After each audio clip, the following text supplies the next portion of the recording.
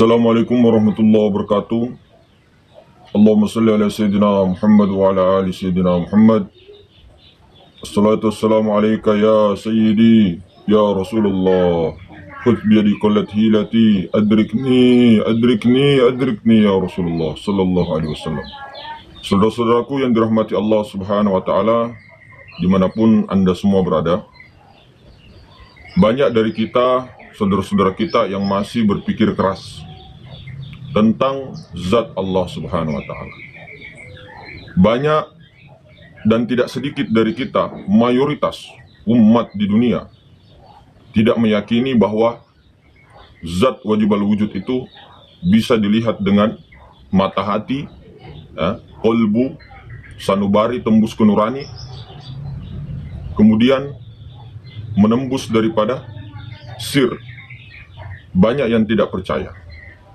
Banyak yang mengatakan mustahil bisa melihat zat wajib al-wujud.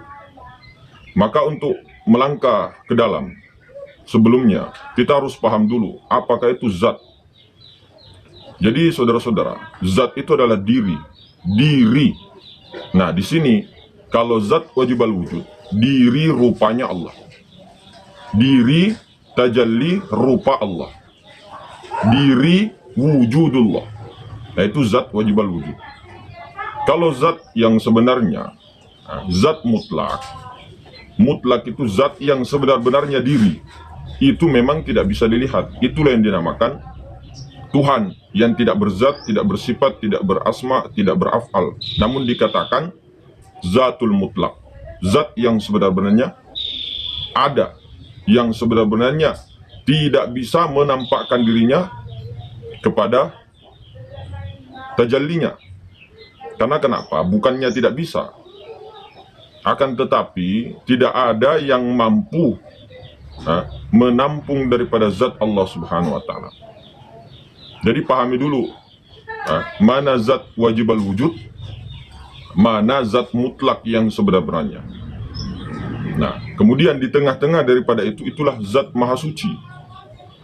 Nah, kita uraikan di sini, kita kupas lebih mendalam lagi, saudara.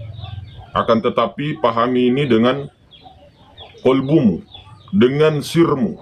Jangan dengan pikiran, keilmuan, semua dibuang dulu sementara, ditanggalkan sementara. Sementara jika memang ingin masuk pemahaman itu, tentunya gelas setengah itu nggak bakal bisa masuk kalau tidak mengosongkan semua apa yang ada sementara di wilayah ma'rifatullah. Maka saudara-saudaraku yang dirahmati Allah subhanahu wa ta'ala, dengan adanya tadi mengatakan mustahil bisa melihat zat wajib al-wujud, sebenarnya tidak ada yang mustahil. Kenapa? Kita ini saja yang belum sampai ilmunya. Maksudnya Allah ta'ala belum memberikan kepahaman, belum memberikan betul-betul penjelasan ataupun rasa kesadaran yang mutlak kepada diri kita. Maka kita tidak paham-paham. Makanya dari itu, bukanlah kita sendiri yang berjalan. Ini contoh pertama. Banyak yang terjebak. Bukan kita yang berkhulwat. Bukan kita yang mencari Allah. Akan tetapi Allah Ta'ala sendiri yang menggerakkan, yang memperjalankan hambanya. Hambanya itu ya dia, Muhammad. Hambanya itu ya Muhammad. Muhammad itu tiada lain daripada Allah Ta'ala. Tapi jangan dikatakan Muhammad itu Allah. Paham? Karena Muhammad ini sifat. Muhammad ini rupa diri zat. Rupa zat. Paham? Nah, sampai di situ, ketika ingin melangkah, sudah mengetahui tadi, kita bongkar. Zat maha suci itu adalah yang maha ruang ini. Nah, kalau zat mutlaknya, perhatikan, zat maha suci ini maha ruang. Ya, di balik ruh semesta alam ini ada maha ruang. Di WC ada, kamar mandi ada, di Mekah ada, di Palestina ada, di semua ada, di negara-negara semua ada. Nah, ini zat maha suci. Ya. Bahkan alam semesta ini kecil di depan zat maha suci. Nah, inilah maha ruang, zat Allah yang maha suci. Kalau zat mutlak, di baliknya, paham? Di baliknya zat maha suci. Maksudnya bagaimana? Ini kan zat maha suci. Apa ini? Apa ini mau disebut? Kosong. Kosong. tidak ada apa-apa. Makanya itu saya bilang tadi, tidak mungkin dan tidak bakalan Allah Ta'ala menampakkan zat yang mutlak itu. Zat mutlak itu di balik kosong ini loh. Di balik kosong ada kosong, di balik kosong ada dirinya, di balik kosong. Nah itu tidak bakalan nampak selama-lamanya sampai di akhir. Zatul mutlak, zatnya Allah Ta'ala yang sebenar-benarnya zat. Walaupun dikatakan Tuhan tidak berzat, tapi di sini yang dikatakan makomnya kunizat, yang tidak bisa dicapai. Tidak ada satu makhluk pun yang bisa mencapai itu. Nah, sudah paham? Kenapa tidak bisa dilihat? Karena memang itu zat mutlak, tidak akan pernah bisa. Nah, itu. Tapi kalau zat wajibal wujud, nah ini. Ini zat maha suci. Ya. Apakah yang dimaksud zat wajibal wujud? Ini zatnya wajib wujud. Jadi zat yang maha suci ini ya ingin dikenal. Makanya dia menjadikan makhluk. Nah, kelihatannya makhluk dari kholik ke makhluk. Yang dimaksud kholik di sini adalah zat yang maha suci. Inilah yang bernama Allah. Jadi zat Allah ini ingin mengenal, ingin dikenal. Ya. Dia mentajallikan hembusannya yaitu Muhammad, Ahmad, Nur Muhammad. Nah itulah Nur Muhammad inilah yang dikatakan zat wajibal wujud. Zat maha suci yang wajib wujud. Wujudnya kepada Muhammad. Muhammad ini rupanya zat. Rupanya zat maha suci. Muhammad ini, Nur Muhammad ini rupa dari zat maha suci. Jadi Nur Muhammad ini rupanya zat maha suci. Tajallinya, wujudnya zat maha suci. Karena zat maha suci tidak bisa dikenal, tidak bisa dilihat, ya, tidak ada apa-apa, tidak ada barang apa-apa di situ, maka dia mentajallikan dirinya ke Nur Muhammad. Nur Muhammad inilah rupa zat. Inilah yang dikatakan zat wajibal wujud. Terus bagaimana? Sementara Nur Muhammad ini saja masih laisah. Apa itu Nur Muhammad? Ruh semesta alam. Ruh. Paham? Ruh. Si hayat. Si hayun yang mana zat maha suci. Mentajalikan dirinya menjadi zat hayat. Zat namun zat sifat. Karena sudah bercampur. Zat dengan sifat. Bukan bersatu, tapi tiada bercampur sebenarnya. Maksudnya di sini seperti minyak dengan air. Nah, zat sifat, zat hayat. Nah, paham kan? Nanti zat yang maha suci mentajalikan menjadi rupa diri zatnya. Zat wajibal wujud kepada Nur Muhammad. Lalu bagaimana caranya melihat zat wajibal wujud? Makanya kita sering ulang-ulang. Bahwa Nur Muhammad ini telah nyata. Dari sekian martabat ahadiyah sampai martabat insan, inilah kenyataan Muhammad pada martabat insan kamil, martabat yang ketujuh, yang terakhir, kesempurnaan dari segala martabat. Untuk apa? Karena ingin dikenal. Ini loh, zat maha suci ingin dikenal, mentajallikan dirinya menjadi zat wajibal wujud, nyata kepada Nur Muhammad. Nah, Nur Muhammad ini masih laisa ruh, karena masih berupa zat, berupa ruh. Ruhnya daripada zat yang maha suci tadi, hembusannya. Ketika dia ingin dikenal lagi, wujud lagi dia kepada alam semesta. Wujud sempurna kepada diri. Yang mana? Dari ujung rambut sampai ujung kaki. Itulah zat wajibal wujud. Bukan berarti ini Allah. Pahamkah tidak ini?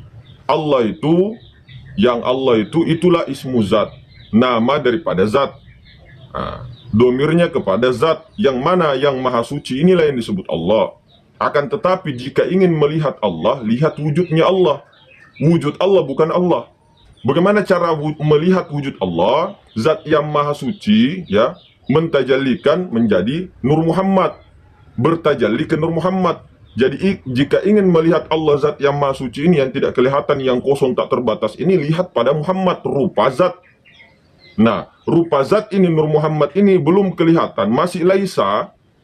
Dia menzohirkan dirinya, dia menzohirkan dirinya nyata kepada insan.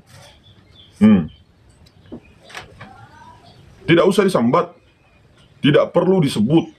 Makanya di sini makomnya diam, la sautin wala harfun. Tapi untuk pertama kali jangan langsung mengatakan jika tidak paham ilmunya. Jangan langsung mengatakan baik dalam hati apalagi zohir, mengatakan aku Allah, ini semua Allah. Salah, karena dia tidak paham asal mula kejadian. Awal mula yang dijadikan Allah Ta'ala, belum paham langsung menunjuk, itu salah. Itu tertahan di muhaddas. Dia melihat alamnya, sementara orang-orang arif, orang-orang yang berkedudukan didudukkan di pada makrifat, dikenalkan zat Allah, dikenalkan sifatnya, asmanya dan afalnya, dia sudah mi'rad. Kesadarannya tuh mi'rad. Sudah mengetahui asal usul kejadian, sudah mengetahui diri sebenar-benarnya diri. Nah, baru dia turun. Nah, kan? Tidak kita serta-merta langsung melihat alam, oh alam ini Allah, wah ini yang bahaya. Karena dia tertahan di alam semesta, dia tertahan di muhaddas. Sementara orang-orang arif, orang-orang arif itu dia mi'rad. Dia mi'rad, dia mengetahui, dia ditarik oleh Allah Subhanahu wa Ta'ala. Dia diperjalankan oleh Allah. Nah, makanya di sini mustahil katanya bisa melihat zat wajibal wujud. Kalau sudah paham wilayah ini tadi, ini dipahami dulu ya. Kalau sudah paham, apakah tidak melihat zat wajibal wujud? Cuma jangan disambat, jangan ditunjuk dari ujung kaki sampai ujung rambut nih. Jangan terpaku kepada rupa-rupanya, bentuk-bentuknya. Tembuskan kepada zat yang maha suci, ya kan? Semua apa-apa ini adalah semua daripada kosong. Yang kosong ini ingin dikenal. Jadilah dia titik ruh semesta alam, yaitu Nur Muhammad. Nur Muhammad titik ini belum bisa disebut. Maksudnya belum bisa, apa mau disebut kalau titik? Apa yang mau dibaca? Sedangkan kita menulis titik saja di Al-Quran, ataupun menulis di kertas, titik itu tidak bisa dibaca, belum bisa dibaca. Makanya dia zohirkan menjadi huruf alif, ba, ta, sa, berbagai rupa. Jadi ketika melihat huruf ya, kita ke huruf alif. Melihat huruf ba, kita semua ke huruf alif. Melihat huruf ta, ke huruf alif dulu. Iya kan? Dari melihat huruf alif, kita seolah-olah melihat titik.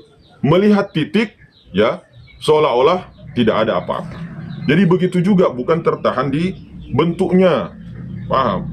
Tapi jika mau melihat Allah, zat yang maha suci, yang kosong ini, lihatlah pada Muhammad. Muhammad yang titik itu, ruh semesta alam, belum bisa nampak, belum bisa dilihat dengan jelas, maka dia bertajalli kepada alif. Jika ingin melihat Allah, lihat Muhammad, lihat wujudnya. Wujud Allah itu pada Muhammad. Jika ingin melihat Muhammad, lihat pada dirimu yang sempurna, zat sifat asma af'al. Wujud Allah pada Muhammad, wujud Muhammad pada insan. Paham? Apa tidak jelas zat wajibal wujud? Nah, cuma itu tadi, hati-hati, jangan sampai kita salah mengira, menyerupakan Allah dengan sesuatu. Itu kaum mujassimah.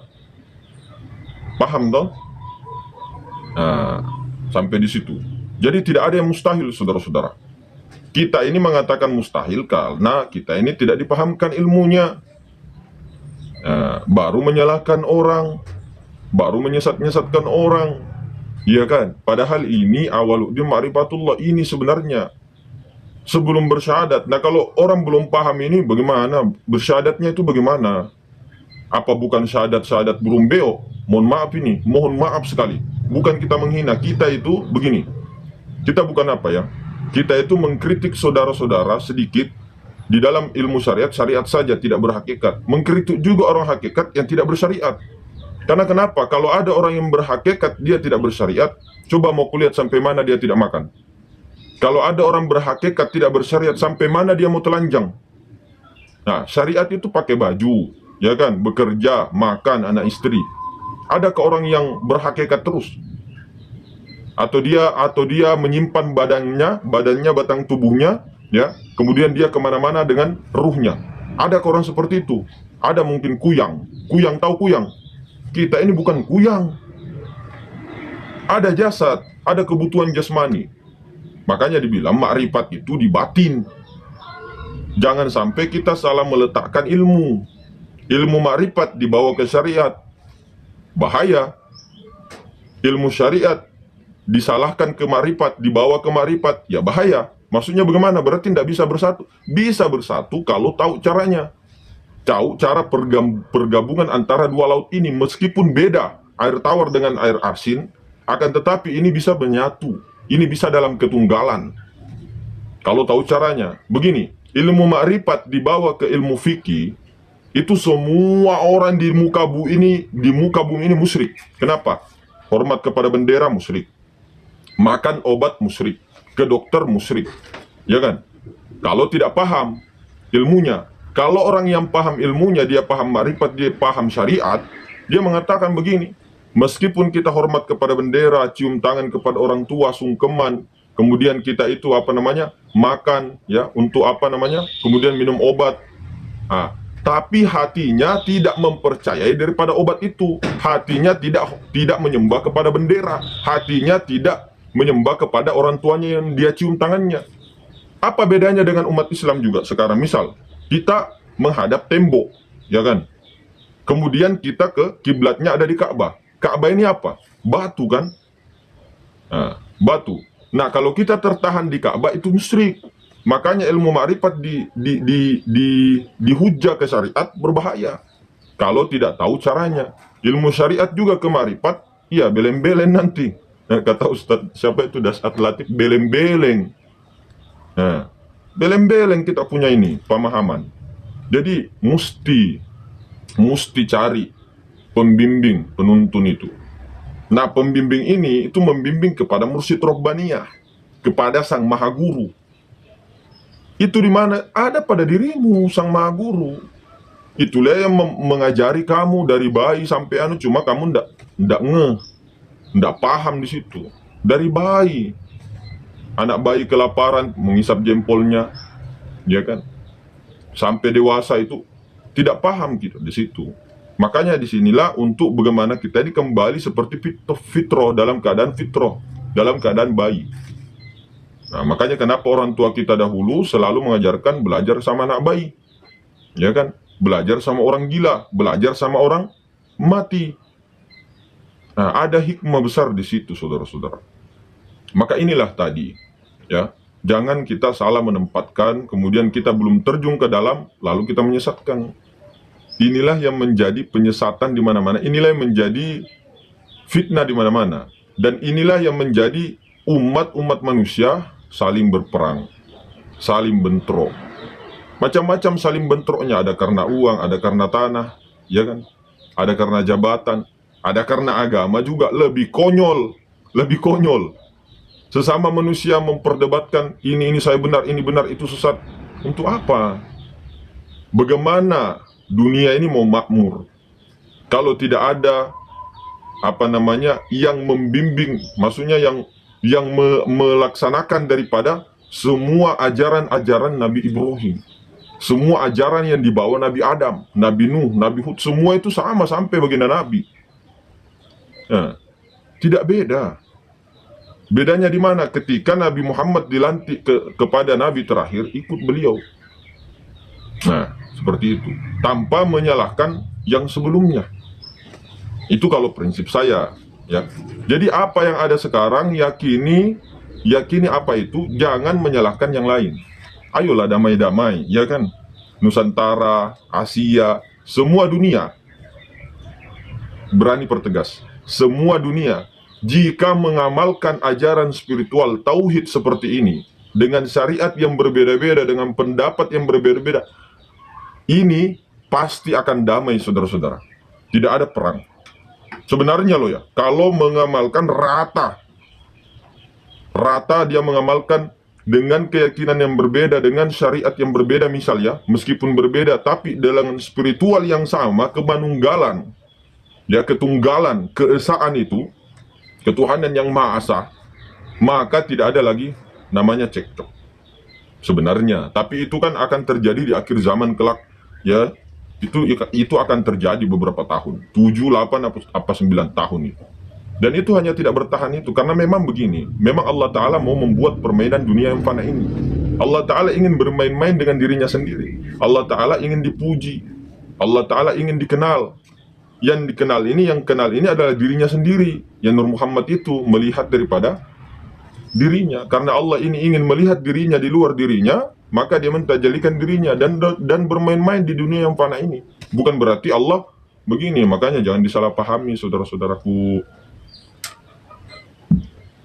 Makanya itu, orang yang sudah begini, syahadatnya benar. Secara syariat benar, secara hakikat benar. Asyhadu an la ilaha illallah Muhammad. Muhammad itu siapa tadi? Muhammad itu adalah diri tajalli daripada Allah. Muhammad itu sebenarnya adalah diri zat maha suci yang sudah bertajalli menjadi zat wajibal wujud. Muhammad menyatakan bahwa aku ini daripada Allah. Aku ini tiada lain daripada Allah. Batinnya Allah, batinnya Muhammad itulah Allah.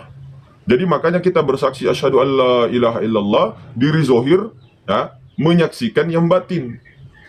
Nah, kemudian wa asyhadu anna Muhammadar Rasulullah, diri batin yaitu Allah menyatakan dirinya aku telah nyata kepada Muhammad.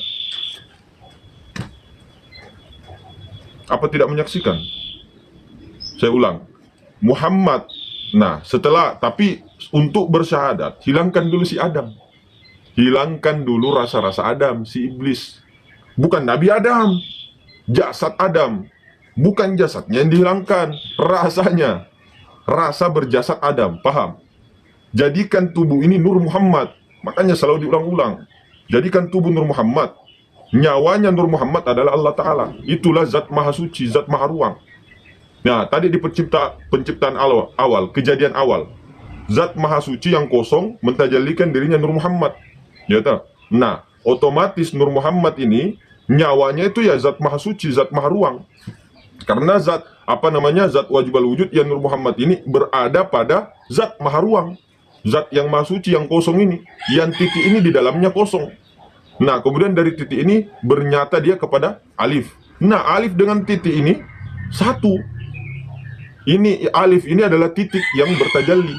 Nur Muhammad, alam semesta ini adalah Nur Muhammad juga, tiada lain daripada Nur Muhammad. Karena Nur Muhammad belum bisa bernyata, masih goib, kemudian dia bernyata kepada alif, bernyata kepada alam semesta dan seluruh isinya, sempurna kepada insan.